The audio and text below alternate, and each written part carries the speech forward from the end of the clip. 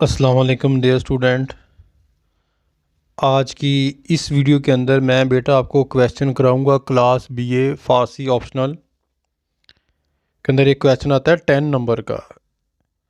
اگر آپ کو یہ کویسچن آ جائے گلستان کا بنیادی موضوع کیا ہے، تفصیل سے بیان کریں، تو یہ والا کویسچن جو ہے وہ لکھنا ہے جو میں ابھی آپ کو جو ہے وہ کروانے لگا ہوں۔ ٹھیک ہے، پھر سن لیں، گلستان کا بنیادی موضوع کیا ہے، تفصیل سے بیان کریں۔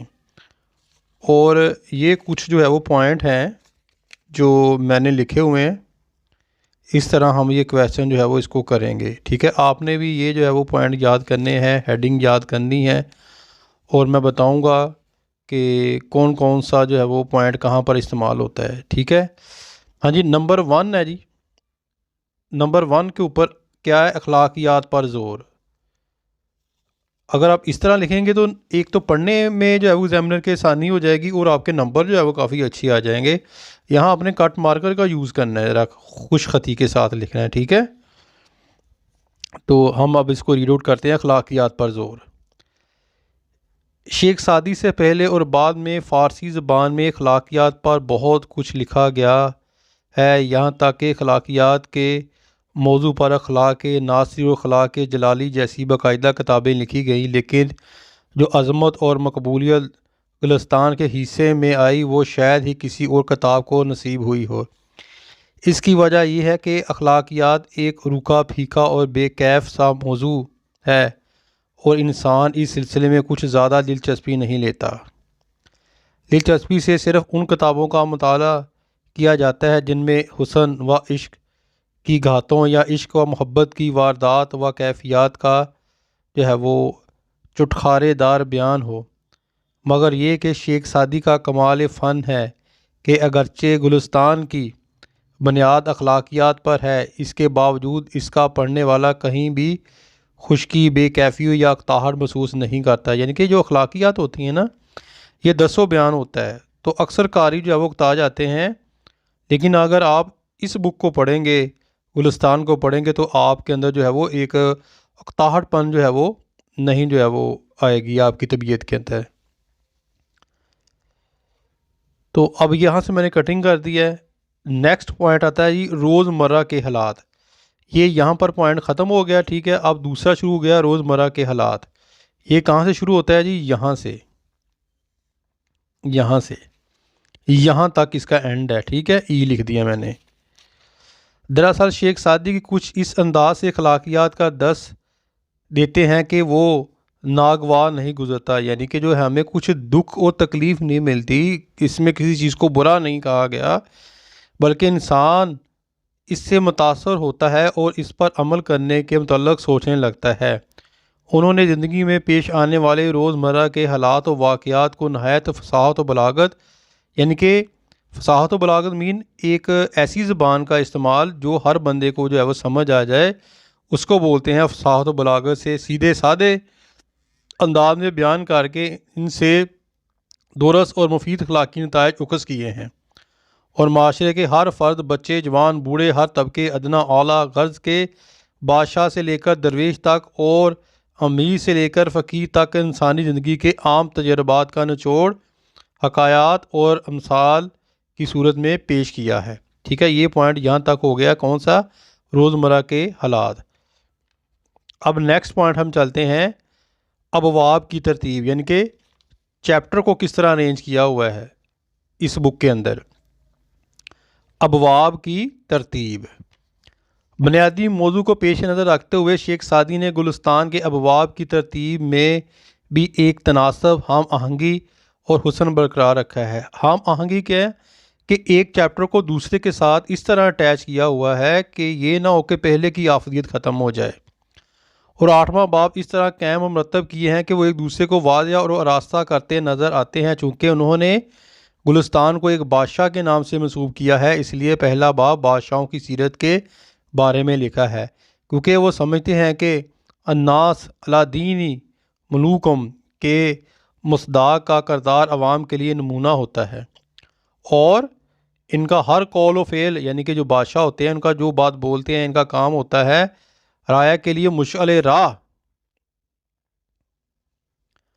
ہو جاتا ہے۔ بادشاہوں کی خوبیاں اس کے امیروں، وزیروں اور اہلکاروں کو مختلف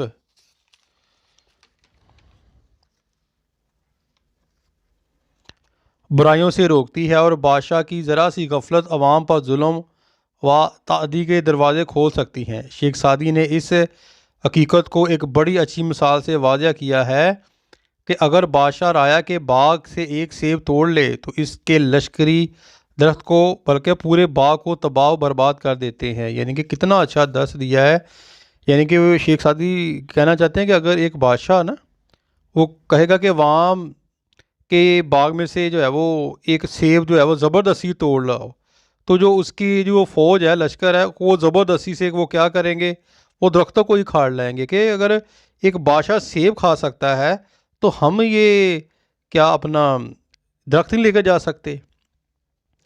پھر جی آتا ہے ہمارے پاس پوائنٹ بادشاہوں کی سیرت و کردار۔ بادشاہوں کی سیرت، یہ والا پوائنٹ یہاں سے یہاں تک اینڈ ہوتا ہے اس کا۔ بادشاہوں کی سیرت و کردار کو شیخ سعدی نے دوسرے باب میں درویش کے اخلاق سے مربوط کیا ہے، جوڑا ہے۔ اس باب میں انہوں نے جہاں سچے درویشوں کی پارسائی اور پرہیزگاری کو خراج تحسین پیش کیا ہے، وہاں لالچی، حریص اور شکم پرست درویشوں کا خوب مذاق بھی اڑایا ہے۔ اس طرح پہلے باب میں صاحبان اقتدار کو بتایا ہے کہ حکومت کے فرائض کسی طرح نبھانے چاہیے، اور دوسرے باب میں فکر و فاقہ کے نمائندہ افراد کو بتایا کہ تنگ دستی اور درویشی میں کس طرح سیر چشمی اور بے نیازی سے رہنا چاہیے۔ اس کے بعد انہوں نے تیسرے باب میں قناعت کا ذکر کیا ہے اور اس کے فضائل بیان کیے ہیں۔ یعنی کہ قناعت مین کس طرح ہم نے جو ہے وہ اپنی زندگی بسر کرنی ہے، اس کی جو ہے امپورٹنس جو ہے وہ بیان کی ہے تاکہ معاشرے میں قناعت کا جذبہ پروان چڑھے، اور چوتھے باب میں خاموشی کے فوائد بیان کر کے انہیں قناعت سے مربوط کر دیا۔ باب پنجم عشق و جوانی کا باب ہے اور اپنی رنگین حکایتوں کی وجہ سے بڑا دلکش ہے۔ ٹھیک ہے، رنگین مین دلکش، اور ہونا بھی چاہیے۔ اب دیکھیں نا، عشق و جوانی، نیکسٹ پوائنٹ عشق و جوانی، یہ یہاں تک ختم ہوتا ہے۔ کیونکہ عشق و جوانی کا موضوع پڑھنے والوں کے لیے جوش و ہیجان اور گرمی کا باعث ہوتا ہے، مگر شیخ سعدی نے اس کا سلسلہ ضعف و پیری کے بارے میں باب ششم سے جام لایا ہے، تاکہ عشق و جوانی کے نشے سے سرمست و سرشار نوجوان بڑھاپے کی ناچاری اور ضعیفی و ناتوانی کی کیفیات کو بھی اپنے پیچھے نظر رکھے۔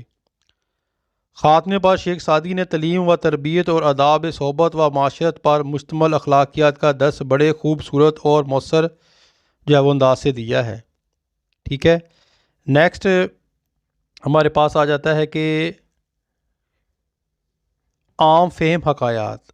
عام یعنی کہ جو ہماری عقل کے اندر آ جائیں وہ اس کے اندر یوز کی ہیں، یہاں سے لے کر یہاں تک اس کا جو ہے وہ پوائنٹ بنتا ہے، عام فہم حکایات۔ اس طرح انہوں نے اخلاقیات کے موضوع کے لیے کسی قسم کے فلسفے کو اپنائے بغیر تمثیلی انداز بیان اختیار کیا، اور براہ راست زہد و تقویٰ کا درس دینے کی بجائے عام فہم حکایات کے ذریعے اخلاقی اقدار جو ہے وہ سمجھائیں۔ وہ انسانی فطرت کی اس کمزوری سے آگاہ تھے کہ انسان براہ راست پند و موعظت سے اکتا جاتا ہے، لیکن وہی بات حکایت یا مثال کے ذریعے بیان کی جائے تو انسان بخوشی قبول کر لیتا ہے۔ چنانچہ انہوں نے حکایاتی اور تمثیلی رنگ اختیار کیا، اور اس میں بھی ضروری نکات کو غیر ضروری پر ترجیح دیتے ہوئے ہر ذوق کے قاری کے حوال کا بخوبی خیال رکھا ہے۔ شیخ سعدی نے اپنی طویل سیر و سیاحت سے جو گو تجربات مشاہدات، یعنی کہ یہ والا پوائنٹ بنتا ہے تجربات و مشاہدات حاصل کیے، ان کو بھی انہوں نے اپنی حکایتوں کے ذریعے لوگوں کو اخلاقی درس دینے کے لیے استعمال کیا ہے۔ یہی وجہ ہے کہ اخلاق انسانی کی وہ کلمونی اور رنگا رنگی جس قدر مؤثر تصویر کشی ان کے ہاں ملتی ہے اور کہیں نہیں ملتی۔ غرض گلستان کے ایک ایک صفحہ پر ہمیں اخلاقیات کا درس ملتا ہے۔ یہ درس انفرادی ہی نہیں، اجتماعی اور معاشرتی اقدار سے بھرپور ہے، اور اس درس میں بڑی وسعت اور ہمہ گیری ہے۔ گلستان کے ایک ایک نقطے میں ایسے عمیق اور سود مند مطالب درج ہیں جن سے ہر شخص اپنی زندگی میں دوچار ہوتا ہے۔ یہی وجہ ہے کہ گلستان کو عالمی ادب میں بلند ترین مقام حاصل ہے۔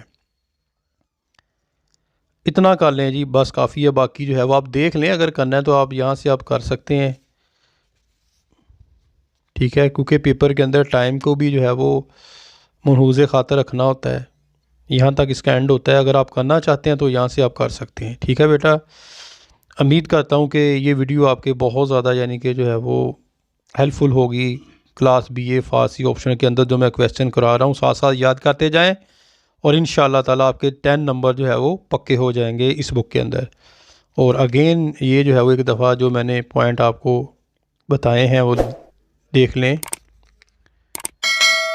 اپنی دعا میں یاد رکھیے گا۔ فی امان اللہ۔ السلام علیکم۔